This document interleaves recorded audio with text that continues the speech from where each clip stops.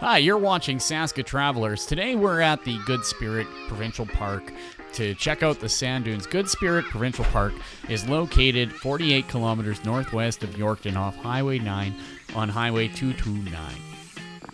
The Dunes Discovery Trail is 3 kilometers and is a great trail for beginners.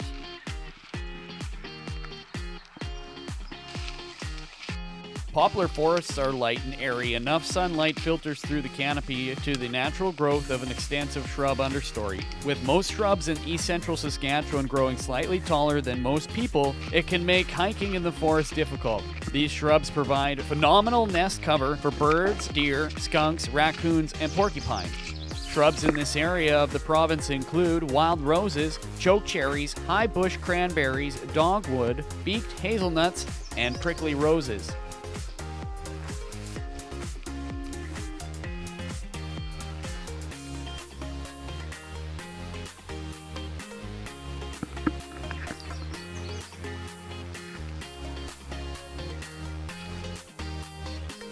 Next to the trail on the south side is the homestead of the Gunn family, who are the descendants of one of the first European settlers in the Good Spirit Lake area. Donald Gunn first moved his family to this spot in 1887. Shortly after, the family established a Hudson Bay Company trading post and post office due to the abundant supply of fish, fruit, fur, and timber for building and firewood. The beach along this trail is known as Gunn Beach. About 15 minutes into the hike, the skies opened up and dropped some rain on us and rumbled the shoreline with some thunder as the storm passed over top of us at Good Spirit Lake and went on towards Duck Mountain in the east. Keep in mind when thunder roars, get indoors and don't be like me and take a walk on the beach, and definitely don't be like this guy. Lightning can strike the water and travel through the damp sand and kill you instantly.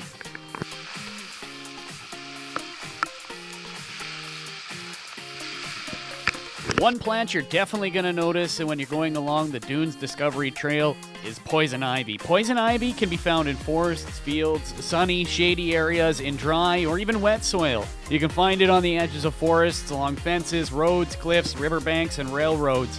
Poison ivy grows as a shrub, and there's a climbing variety that can also be found in southwest Quebec. Poison ivy is anywhere from 20 centimeters to a meter tall, and it's a perennial, and it multiplies from seeds and is an extensive network of underground stems. Its leaves, you can identify poison ivy leaves that are shiny. Each leaf is made up of 3 pointed leaflets, and the stem in the middle of the leaflet is much longer than those of the other 2 leaflets. The edges of the leaves can be smoothed or notched. The leaves are reddish, and when they appear in the spring, and they turn green in the summer, and in the fall they turn a different shade of yellow, oranges, and red. They also get flowers in the months of June and July. Poison ivy can produce a cream-colored flower. It also has fruit, which is round, waxy. Fruit appears in September. It grows in clusters, and the color varieties from green to yellow. You're going to know when you come in contact with poison ivy because you're going to get a rash.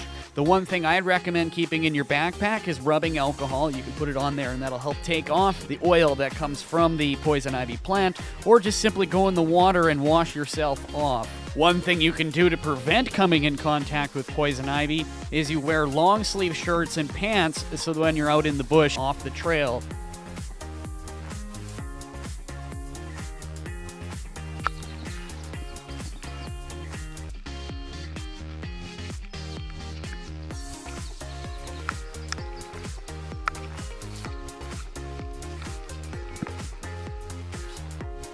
This trail features sand dunes reaching 5 stories high and breathtaking views of Good Spirit Lake. The sand dunes are located on the southeast corner of the lake. Access to this fragile area is restricted to walking trails and by boat only. These natural sand dunes are the result of wind and flooding over thousands of years. The remote, high-quality white sand beaches on the foot of the sand dunes is a popular spot for swimmers and sunbathers looking for a private, discreet spot to relax away from the crowded main beaches at the park.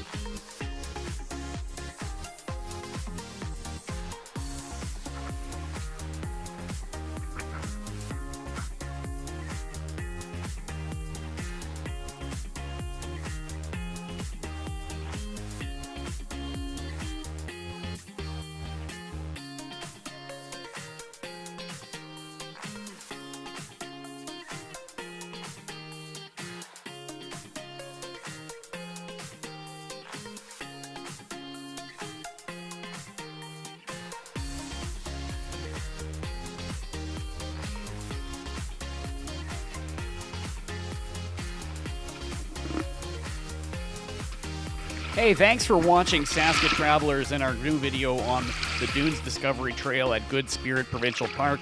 Our next episode, we're going to be heading to Duck Mountain, so tune in on that at www.facebook.com/Saska Travelers. You can also like and subscribe to our YouTube channel. And thanks for watching Saska Travelers. You're watching Saska Travelers. Welcome to Duck Mountain Provincial Park, the gateway to the beautiful Duck Mountain Highlands. A place where towering spruce still reach up to kiss the starry skies and the mournful cries of the loons still drift through the early morning mist along the calm waters. Duck Mountain Park is home to numerous animals such as deer, elk, moose, wolf, bear, beaver, marten, and red squirrel. Countless species of birds and butterflies wing their ways through the meadows along the shorelines. Our first trail we're visiting is Fen Trail. It's the shortest one in the park, and its length is about 600 meters in total. It's a self-interpreting trail. Its access is a short but scenic drive from the main campground. You travel down Highway 57 on the Ski Hill Batka Lake Road, follow the Ski Hill Road for about 11.5 kilometers for about 15 minutes. You'll reach a curve with a metal guardrail on the left side. Turn left on the approach immediately after the guardrail.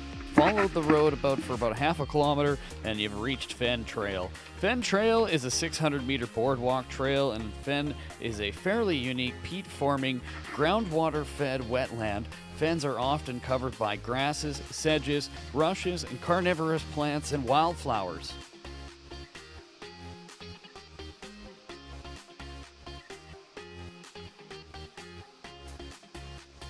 You are about to visit one of the most unique ecosystems in Saskatchewan, a calcareous fen. To create a fen, the geography, the geology, and the hydrology all have to be in the right balance. Because of this balance, the calcareous fen are among the rarest wetland communities in North America. Calcareous fen is one of 3 that are protected within Saskatchewan provincial parks. At a first glance, this place does not seem very special, but walk further and you'll look more closely. Here you'll find a bizarre carnivorous plants that set traps for their unsuspecting insects, vegetation of the dry prairies thriving in the wetlands, and a landscape still influenced by glacial action that occurred tons of thousands of years ago. The 300-meter Fen Trail boardwalk passes through several vegetation zones. Near the trailhead, you'll find a stand of white spruce, which then transitions into a poplar forest next to the mixed woods area of the poplars and the white spruce, which give way to the black spruce in a narrow zone after that, consisting of willows, elders, and a shoreline species, then the fen.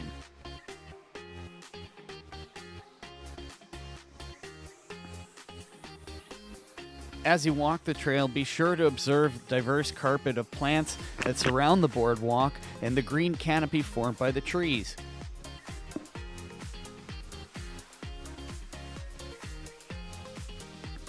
The lush plant mat of the fen appears to be solid ground, but is actually floating on a layer of water.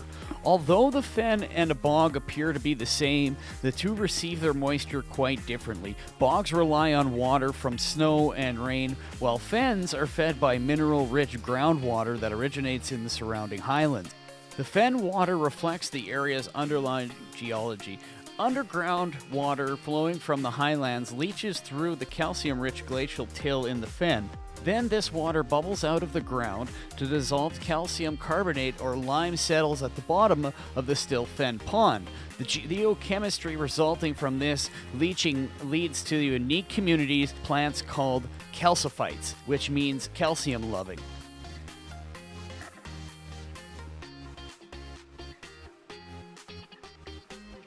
The nearby highlands that are surrounding the fen are formed from a calcium-rich glacial till deposits during the last or the Wisconsin Ice Age. In this way, the geology of thousands of years ago affects the life of the fen today. The initial appearance of the fen may not seem very inviting, but there's home to a variety of aquatic and flying insects, tiny crustaceans, and other creatures that live in the water. These in turn attract birds, rodents to the water, such as the shrew and the red-backed vole. These surrounding forests then provides habitat for the moose, black bears, and white-tailed deer. The plant life in the fen is varied and includes sedges, grasses, mosses, lichens, wildflowers, and willows. This fen supports a wild array of rare and endangered plants, including 26 species that do not live anywhere else in the park. 6 of these species, including 2 orchids, are provincially rare.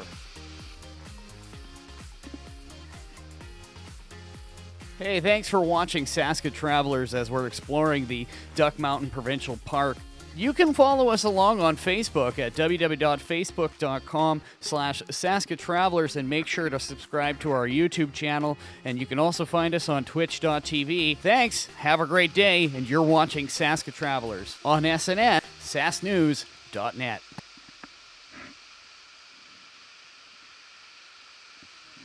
Hi, you're watching Saskatchewan Travelers on SNN, www.sasknews.net. The next trail we're exploring in the park is the Pelly Point Nature Trail. Pelly Point Nature Trail is a 4.5-kilometer moderately trafficked outback trail located near Duck Mountain Provincial Park, Saskatchewan. It features a lake and is good for all skill sets. The trail is primarily used for hiking, walking, nature trips, and birding, and is best used between June and September. To access the Pelly Point Nature Trail trailhead, you need to take the road past the riding stables and then turn southwest onto the Old Lake Road, and then the trailhead is located about 1.5 to 1.2 kilometers down this road.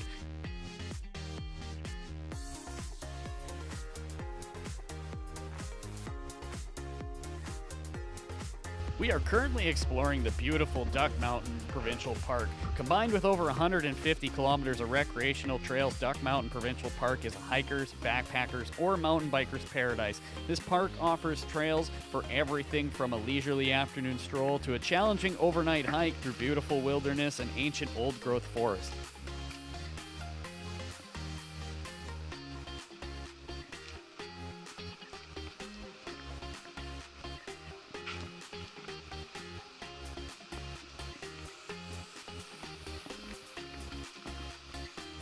Warm-up shelters exist on some of the longer trails, providing a break from the trails and the shelter from the inclement weather. All the trails are clearly marked with directional signs, and in some cases there's even maps.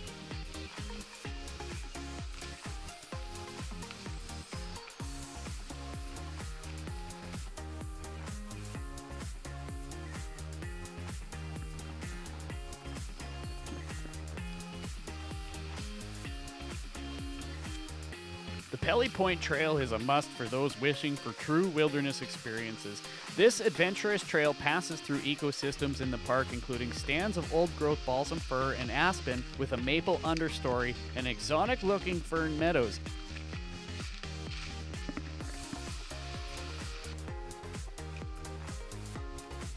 There is also a Manitoba Provincial Park with the same name. The two parks lie in different provinces, although they are geographically and environmentally similar. And near each other geographically, they are two separate entities and are not physically or politically connected.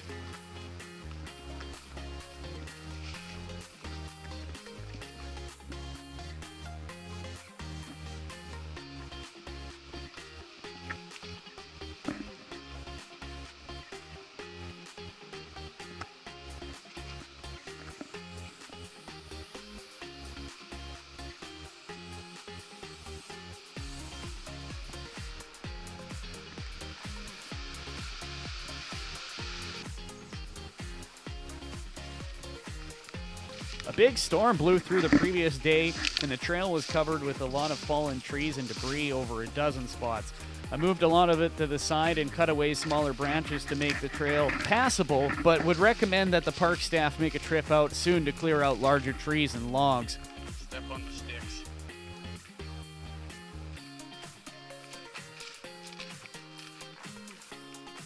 Duck Mountain is a feature of the Manitoba Escarpment and is a rise of forested, formerly glaciated land between the Saskatchewan Prairie and the Manitoba lowlands. It is some 200 meters higher than the floor of the Assiniboine River Valley to the west and some 400 meters higher than the Manitoba lowlands to the east. This area represents the southern limit of the boreal forest and is a transitional zone to the aspen parkland. The forest trees include white spruce, black spruce, tamarack larch, trembling aspen, balsam poplars, and paper birch. The park is also a fair number of balsam fir, and even though it is in an extreme western limit of the natural range of that species, the flatter land around the surrounding area have almost entirely been converted into grain farmland, making the park and its contiguous Manitoba Duck Mountain Provincial Forests an environmental refuge for such large animals such as elk, moose, black bears, lynx, bobcat, and timber wolves. Other animals such as the white-tailed deer and coyote are also found in abundance in the forest, but they roam more freely in the surrounding agricultural lands and thus are less reliant on the park. Fish species in the Madge Lake area and in the Duck Mountain Provincial Park include walleye, yellow perch, northern pike, burbot, and white sucker.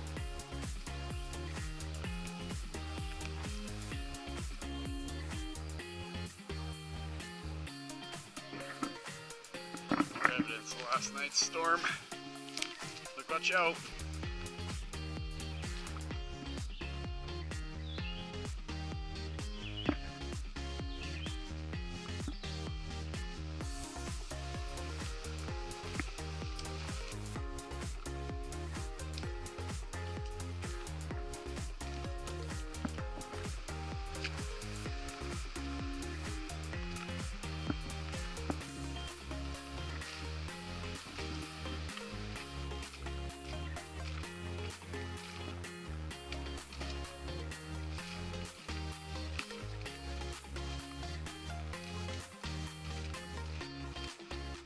A shelter on the shore of Pelly Bay provides a rest stop and cook site for those wanting a break. This is a true wilderness trail, so hikers should be prepared with proper footwear and gear. And I'm also going to recommend bringing bug spray. I ran out about halfway, so I had to actually really run right through a few spots. Anyway, this trail is a must-have if you want to check out the Duck Mountain Provincial Park. Madge Lake is the largest body of water in the park, and it serves as a central tourist attraction. Seasonal recreational activities around the lake including fishing, hunting, hiking, bicycling, swimming, boating, water skiing, and alpine skiing and cross-country skiing, snowmobiling in the winter time, as well as tobogganing. There's also provided abundant wildlife viewing opportunities, especially in the immensely large local breeding flocks of ducks and other waterfowl.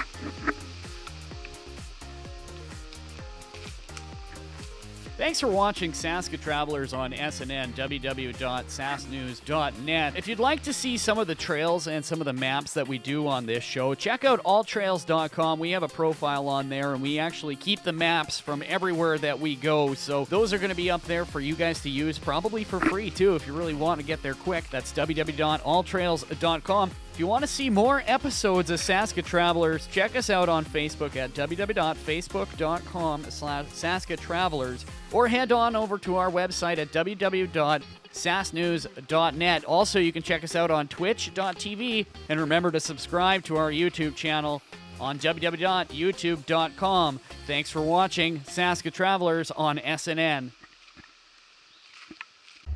Hi, you're watching Saska Travelers, and today we find ourselves on the east side of Crooked Lake, located on the southern portion of east central Saskatchewan. According to a 2016 engineering tender, the 9-bay concrete timber dam structure was built in 1942. In 2011-2016, floodwaters breached the banks of Crooked Lake and the nearby Qu'Appelle River, making the dam inaccessible for maintenance. Because the dam is located on Cowessess First Nations land, it is owned by the federal government. Its operation, however, has been taken over by the province's water security agency, the WSA. This all changed in 2014 when a long-standing court case seeking compensation for the past flood damages was finally settled. The subject matter of this proceedings was originally submitted in 1986 by the Qu'Appelle Valley Indian Development Authority for and on behalf of 8 First Nations along the Qu'Appelle River. The latest flood claim was deemed to be filed with the Ministry of Indian Affairs and Northern Development on June 19, 2019. The issue dating back to 1942 when the federal government built water control structures on Echo, Crooked, and Round Lakes, which led to the flooding of some First Nations reserves downstream. Work to renew the dam structure was supposed to begin in 2018. As part of the settlement agreement, the WSA received $9.25 million from the federal government to operate, maintain, rehabilitate the Crooked Lake structure. In December 1941, the PFRA informed the Department of Indian Affairs that it planned to construct control structures at Crooked Lake and Round Lake on reserve lands and that expropriation proceedings would be initiated if required. The PFRA proceeded with construction of the Round Lake and Crooked Lake dams on reserve lands without obtaining necessary approvals and consent of the band as required under the Indian Act. The level of the lake was raised by approximately 3 to 4 feet, which caused an increase in the levels of the Qu'Appelle River. Flooding of the nearby reserve lands occurred almost immediately after construction of the Round Lake and Crooked Lake dams, and then again in 1943, the PFRA denied responsibility for the flooding. Major floods occurred again in 1947 and 1948, and intermediately from the date of construction and operation of the Round Lake and Crooked Lake dams. The unlawful flooding and damage caused by nearby First Nation reserves was a breach of Treaty 4, the Indian Act, and the First Nations riparian rights. It also constituted a breach of the Crown's fiduciary obligations to protect reserve lands and honor the Crown by refusing to mitigate or compensate the First Nation for such damages.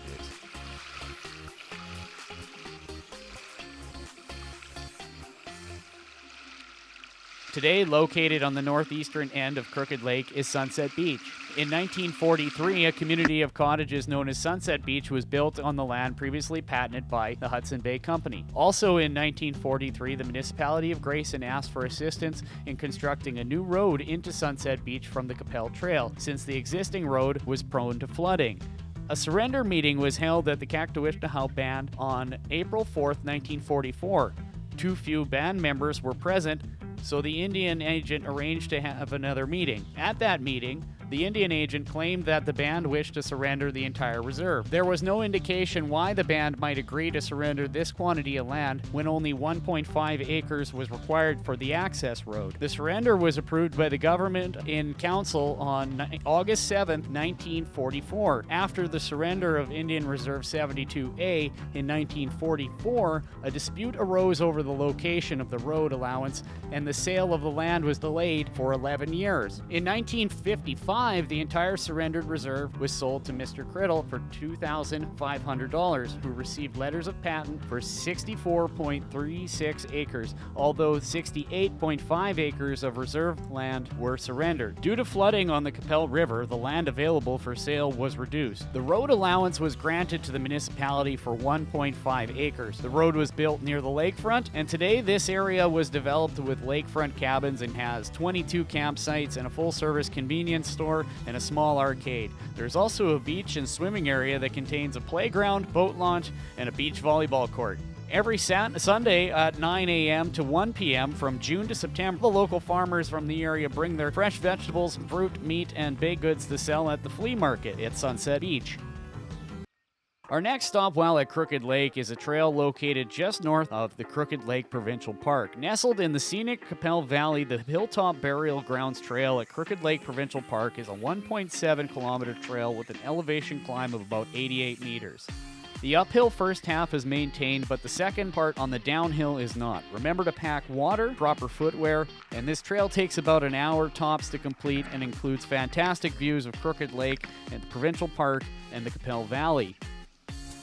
The economies of the Qu'Appelle Valley First Nations bands before 1940 featured considerable reliance on activities and resources in the Qu'Appelle Valley bottom, which included native hay, timber, beaver, muskrat, deer, berries, maple sugar, and important cultural and medicinal herbs and vegetation such as sweetgrass and sengaya root. The water of the river system itself is also fundamental to the band's existence, not only for domestic purposes but also for fishing, stock watering, and natural irrigation that was provided by the means of seasonal flooding of low-lying lands. The band sold excess hay off reserve and used the other resources in the valley, provided an additional source of income for the band. Lower water levels also permitted band members to cross the river to access hay and other resources on both sides. Several of the reserves had a strong attachment to economic, social, and cultural activities centered on the river habitat. On September 15, 1874, the chiefs of the Cree and Saulteaux Indians in the present-day southern Saskatchewan and Canada's treaty commissioners assigned the Treaty 4 at the Qu'Appelle Lakes. The Crown promised to provide certain treaty benefits, including reserve lands for each band based on 1 square mile per family of 5. In August 1881, Dominion land surveyor John C. Nelson surveyed and set up 73 square miles of land between Crooked Lake and Round Lake as Indian Reserve 72. The Qu'Appelle River formed the north boundary of Indian Reserve 72, which included excellent hay, meadows, and farming land. Oh, that still burns. Where's the last one? In August 1881, Dominion land surveyor Nelson surveyed Indian Reserve 72A, which comprised 96 acres of land as a fishing station for the Kaktuishkahau Band number 72 on the northeast shore of Crooked Lake. Prior to 1944, however, Indian Reserve 72A, which is Kaktuishkahau, was located on the northeastern shore of Crooked Lake at the outlet of where the lake flowed into the Qu'Appelle River. Of the 96 acres of reserve land, 27.5 acres were transferred to the Hudson Bay Company by letters of patent. This reduced the size of the reserve to 68.5 acres.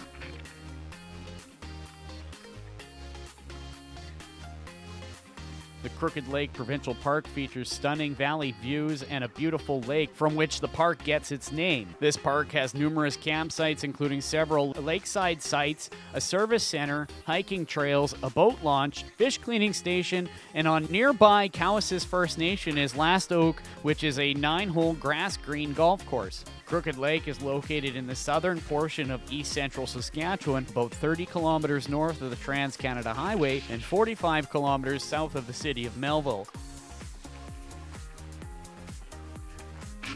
Levels out over here, so it's steep though. Fun though. No, they can't all be easy.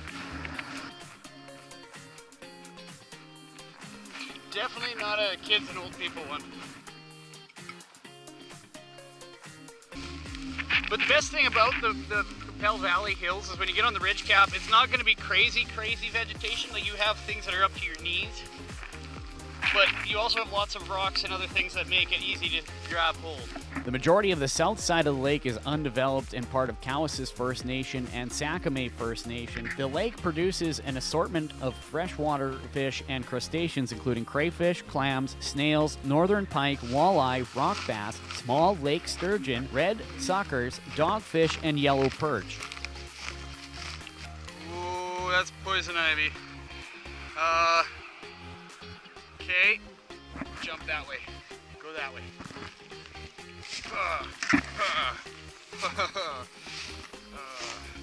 At least it might not be, but we'll just not look at it and not think about it. And there's none over here, so yeah.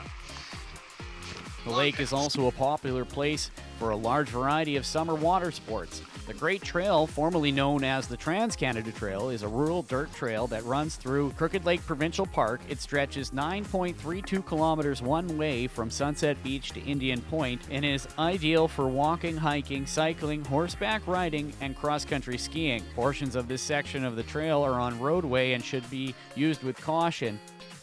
Thanks for watching Saskatchewan Travelers as we explore the Crooked Lake Provincial Park.